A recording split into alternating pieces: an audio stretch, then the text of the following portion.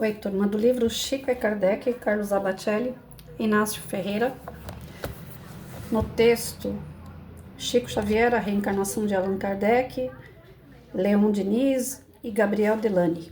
Leon Denis e Gabriel Delany, nascidos respectivamente em 1846 e 1857, podem, sem dúvida, ser considerados os legítimos sucessores de Allan Kardec. Embora no Espiritismo não tenhamos qualquer espécie de hierarquia deles e Delany, do ponto de vista doutrinário, foram os que levaram adiante o trabalho iniciado por Kardec, na condição de seus mais fiéis discípulos. Ambos tiveram atuações muito importantes, tanto no campo literário quanto no campo de liderança espontânea da doutrina recém-codificada.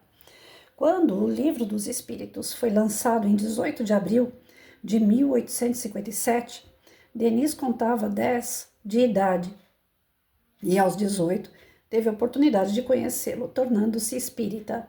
Era autodidata e de grande sensibilidade. Sempre que possível comparecia a óperas e concertos e era um grande amante da natureza.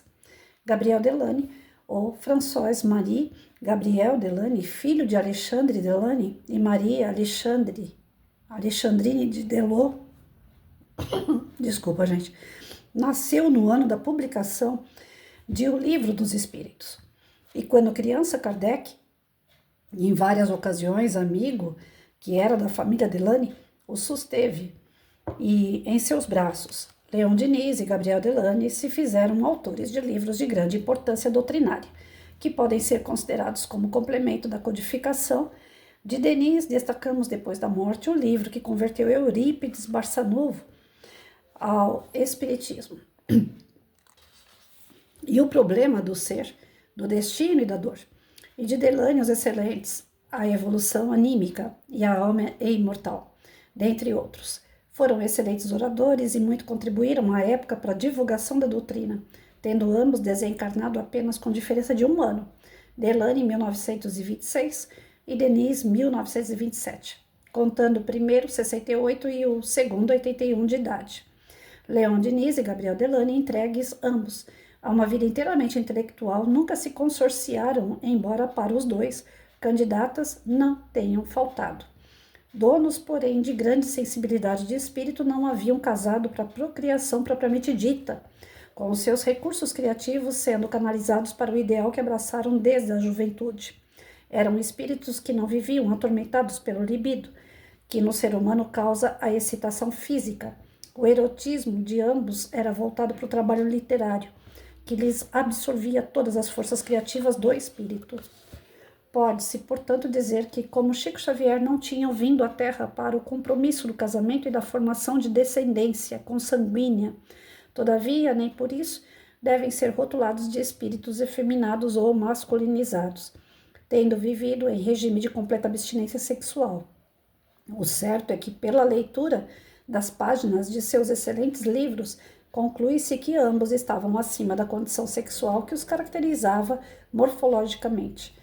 Não podemos dizer que eram médiuns na acepção do termo, no exercício ostensivo dessa ou daquela faculdade, mas sim que eram dotados de grande sensibilidade psíquica, expressando-se na intuição.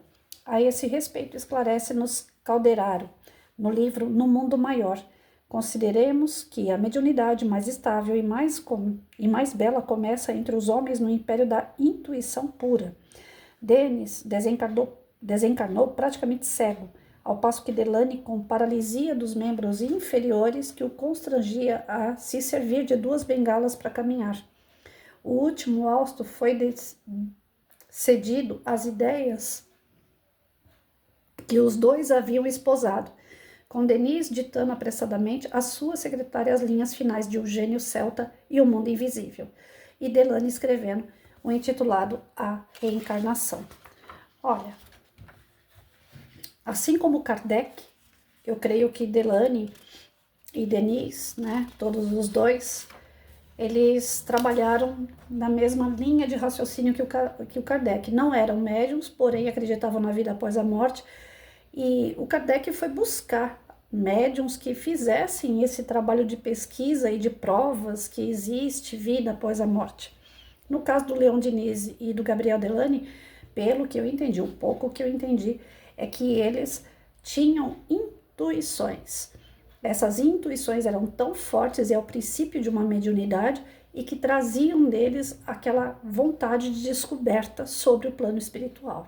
E aí, partindo do princípio dessas intuições muito íntimas, muito fortes, as pesquisas que eles fizeram a título de comprovações do plano espiritual são também sérias, tanto quanto Kardec, que foi em busca dessas provas através de médiums, né? Então eu creio que, mais uma vez, ele toca o assunto a respeito de como que eu posso dizer, da sexualidade, né, desses médiums. Ele colocou aqui que nenhum dos dois casou, no entanto, todos os dois tinham um outro tipo de libido, que era o prazer pelos estudos da doutrina, pelos estudos sobre os espíritos, e isso mostra para nós, gera para a gente aquela sensação, como o próprio livro dos Espíritos toca, né? Os espíritos superiores, eles não têm essa necessidade carnal. Eles têm uma necessidade realmente nas suas missões de conter os seus ímpetos carnais em prol de uma coisa muito maior, que é essa questão de desenvolver, né, o seu espiritual e ajudar a dar aquele impulso aos demais. Então, são missionários, em outras palavras.